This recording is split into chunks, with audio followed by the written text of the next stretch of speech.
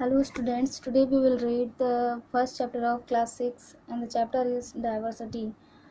And today we will cover the topic unity in diversity. In this topic we learn that in India there are so many varieties in people, so many varieties in every aspect, but still we are living with together. Now come to the point. India is a perfect example of a diverse nation with people hailing from so many different regions, speaking so many languages, yet holding on to their inherent cultures and characteristics. India एक ऐसा country है, एक ऐसी country है जहाँ पर हर एक aspect में आपको डाइवर्सिटी देखने को मिलेगी।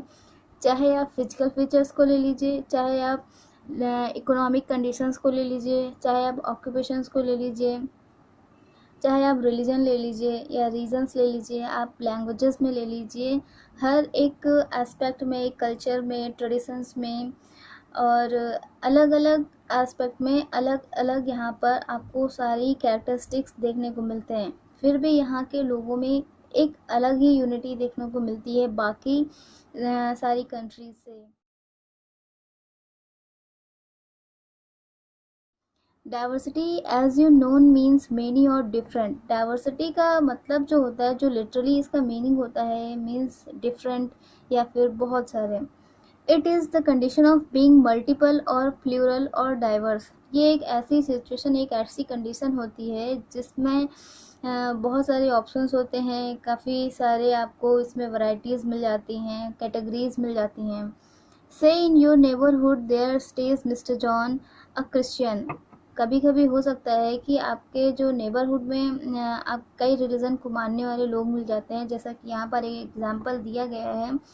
मिस्टर जॉन जो कि क्रिश्चियन है, just next door is the house of a Muslim family. और उसके आगे एक और घर है जो कि मुस्लिम फैमिली का है, द खान्स, जो कि वहाँ पर खान लोग रहते हैं जो कि मुस्लिम रिलीजन के हैं। Across the road lives a Hindu family, और वहीं रोड के दूसरी साइड में हिंदू फैमिली रहती है, mister and Mrs Sharma. This is certainly an example of diversity. तो इंडिया में आपको एक ही लोकेलिटी में, एक ही नेबरहुड में आपको अलग अलग रिलीजन्स को फॉलो करने वाले लोग मिलते हैं। अब जो मेट्रोपॉलिटन सिटीज़ है वहाँ पर देख लीजिए, बड़े बड़े जो क्या कहते हैं अपार्टमेंट्स है, वहाँ पर आप अलग अलग रिलीजन को मानने वाले लोगों को देखेंगे और वो सब एक ही बिल्डिंग में रहते हैं और बिल्कुल यूनाइट होकर रहते हैं एक दूसरे से, फैमिली की तरह। तो इस तरह की डाइवर्सिटी एक अकेले इंडिया में ही देखने को मिलती है। In this case if all the families and friendly to one another and appreciate the differences. और क्या होता है कि हम एक दूसरे के रिलीजन को रिस्पेक्ट भी करते हैं और एक दूसरे के रिलीजन से कुछ ना कुछ सीखते भी हैं, और एक दूसरे के जो डिफरेंसेस हैं रिलीजन में, कस्टम्स में, उनको हम रिस्पेक्ट भी करते हैं। Then we say that there is a unity in diversity, unity in diversity. तो इस तरह से ये देखने को मिलता है कि हम अलग अलग होने के बावजूद भी, हम इतने डिफरेंट होने के बावजूद भी एक दूसरे से मिलजुल कर रहते हैं। जो यहाँ पर यूनिटी देखने को मिलती है ये बहुत ही स्ट्रॉन्ग वे में है। To live in the diverse society one needs to be tolerate and broad minded. और इस तरह की डाइवर्स सोसाइटी में रहने के लिए, जहाँ पर इतने सारे अलग अलग रिलीजन को, कस्टम्स को मानने वाले लोग रहते हैं जिनकी अलग अलग आइडियोलॉजीज होती हैं, तो इस तरह की सोसाइटी में रहने के लिए ओपन माइंडेड होना ज़रूरी है। क्यों? वो इसलिए कि अगर कोई भी कभी भी इंसिडेंट होता है तो उसको पूरी अच्छे तरीके से हैंडल करने के लिए हमारा ओपन माइंडेड, ब्रॉड माइंडेड होना ज़रूरी है। अदरवाइज़ हम दूसरे के रिलीजन की, उनकी जो परंपराएं हैं उनकी रिस्पेक्ट नहीं करेंगे। अगर वो कोई त्यौहार मनाते हैं या कुछ करते हैं तो हम उसे एक उपेक्षित नज़र से देखते हैं और क्रिटिसाइज़ करते हैं। ऐसा नहीं होना चाहिए, क्योंकि हर एक धर्म की, हर एक परंपरा की अपनी कुछ मान्यताएं होती हैं, उनको सभी लोग रिस्पेक्ट करते हैं। और अपने आपके धर्म की अगर कोई इंसल्ट करे या कुछ कहे तो आपको बुरा लगेगा। वैसे ही दूसरे भी होते हैं, वो भी यही चाहते हैं कि हर कोई हमारे रिलीजन की रिस्पेक्ट करे। अब बात करते हैं to be a responsible Indian, कि हमें एक रिस्पॉन्सिबल इंडियन होना चाहिए या नहीं होना चाहिए, और किस तरह से हम हो सकते हैं, क्या कर सकते हैं कि हम एक अच्छे नागरिक बने, कि एक अच्छे भारतीय बने। To preserve our diverse heritage, we should be responsible towards our country and our fellow Indians. हमें अपनी कंट्री की जो हेरिटेज है, जो विविधता है, इसको बनाए रखने के लिए हमें एक रिस्पॉन्सिबल इंडियन बनना पड़ेगा, जो कि अपनी कंट्री और अपनी कंट्रीमैन के लिए काफ़ी रिस्पॉन्सिबल हो। A large section of our population lives in slums and shanties. जो हमारी पॉपुलेशन है कंट्री की, ज़्यादातर तो इसमें मिडिल क्लास या लोअर क्लास फैमिलीज़ के लोग आते हैं और एग्रीकल्चर पर डिपेंड करते हैं। तो जो लोग हैं वो स्लम्स या सैंटीज़ में, जो मलिन बस्तियाँ, जो गंदी बस्तियाँ होती हैं, या जो झुग्गी झोपड़ी होती है, वहाँ पर रहते हैं विदाउट एनी बेसिक कम्युनिटीज़। और उनके पास मूलभूत जो बेसिक सुख सुविधाएँ होती हैं, जैसे कि लाइट हो गया, फूड हो गया, वाटर हो गया, ये सब भी नहीं अवेलेबल होती हैं। एंड एट टाइम्स, और कभी कभी क्या होता है, इवन विदाउट इनफ फूड, और कभी कभी वो बिना खाए ही सो भी जाते हैं। Their lifes are very diverse from that of the others.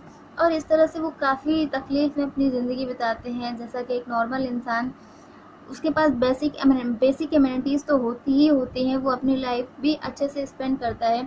लेकिन जो ये लोअर क्लास पीपल्स होते हैं, इनके पास ये भी इतने भी पैसे नहीं होते हैं कि ये अपनी डेली ज़रूरतों को, डेली नीड्स को फुलफिल कर पाएँ। But this diversity in living conditions is something we can not appreciate और इन्जॉय। तो इस तरह की डाइवर्सिटी लिविंग कंडीशन में, ये तो कंडेम है कि हमें इसकी निंदा करनी चाहिए, क्योंकि इस तरह की डाइवर्सिटी, जो अमीर हैं वो आज के टाइम में और अमीर होते जा रहे हैं, और जो गरीब हैं वो और भी ज़्यादा गरीब होते जा रहे हैं। तो इस तरह की डाइवर्सिटी, इस तरह की जो वैरायटी है, इस तरह की जो डिफरेंस है, ये नहीं होना चाहिए। तो हम इसको कवर अप कैसे कर सकते हैं, कैसे लोगों की मदद कर सकते हैं? We must strive to make their lifes as comfortable as are. तो हमें कुछ ना कुछ कार्य तो करना ही चाहिए, कुछ ना कुछ हेल्प तो करनी चाहिए कि इनकी जो लाइफ है, कुछ इनकी प्रॉब्लम्स कम हो सके और ये भी एक आराम से ज़िंदगी जी सकें। Many of our schools are working towards this goal. और बहुत सारे स्कूल इस डायरेक्शन में वर्क कर रहे हैं, जो कि यहाँ पर रहने वाले बच्चों की, यहाँ पर रहने वाले लोगों को कुछ ना कुछ सिखा रहे हैं, जिससे कि वो सेल्फ रिलायंट हो सके। Some schools provide free education to underprivileged children. और कुछ स्कूल्स क्या करते हैं, जो कि गरीब बच्चे हैं, जो कि अक्षम हैं कुछ भी करने के लिए, उनको फ्री एजुकेशन देते हैं, जिससे कि वो अपने पैरों पर खड़े हो सके, कुछ कर सके अपने फ्यूचर में। Other offers mid day meal और दूध। कुछ स्कूल्स क्या करते हैं, मिड डे मील प्रोवाइड करते हैं कि वो खा सके, उनका पेट भर सके, भूखे ना रहें। यूनिफॉर्म्स देते हैं, स्टेशनरी, लिखने पढ़ने का सामान देते हैं। Vocational training is given to needy students so that they can earn a living. और क्या होता है, इनको वोकेशनल ट्रेनिंग भी दी जाती है ऐसे बच्चों को जो कि स्लम्स और सैंटीज से बिलोंग करते हैं। वोकेशनल ट्रेनिंग का मतलब इनको व्यावसायिक प्रशिक्षण दिया जाता है, इनको स्किल्स में काफ़ी निपुण बनाया जाता है, काफ़ी योग्य बनाया जाता है, जिससे कि ये कुछ ना कुछ काम करके अपने लिए कुछ पैसे कमा सकें और इस तरह से कुछ तो ये अपनी पुअर कंडीशन से ऊपर आ सकें। Training in carpentry. अब उनको क्या क्या सिखाया जाता है, कारपेंट्री की ट्रेनिंग, लकड़ी का सामान, लकड़ी से सामान बनाने की ट्रेनिंग, प्रिंटिंग, टेलरिंग और weaving helps them to become self reliant. उनको आत्मनिर्भर बनाने के लिए इस तरह की ट्रेनिंग इनको दी जाती है। कारपेंट्री से रिलेटेड, प्रिंटिंग से, टेलरिंग और वीविंग से रिलेटेड इन लोगों को ट्रेनिंग दी जाती है, जिससे कि ये अपने पैरों पर खड़े हो सके, कुछ कर सके अपने लिए। It is only when each of us can contribute in a small way of making every Indian happy and content that we can be called true Indians. तो इस तरह से हम थोड़ा थोड़ा सा करके अपनी कंट्री में ऐसे लोगों के लिए कंट्रीब्यूट कर सकते हैं। बहुत सारे आज संस्थाएं हैं जहां पर पैसे दान किए जाते हैं, गरीब बच्चों को रखा जाता है।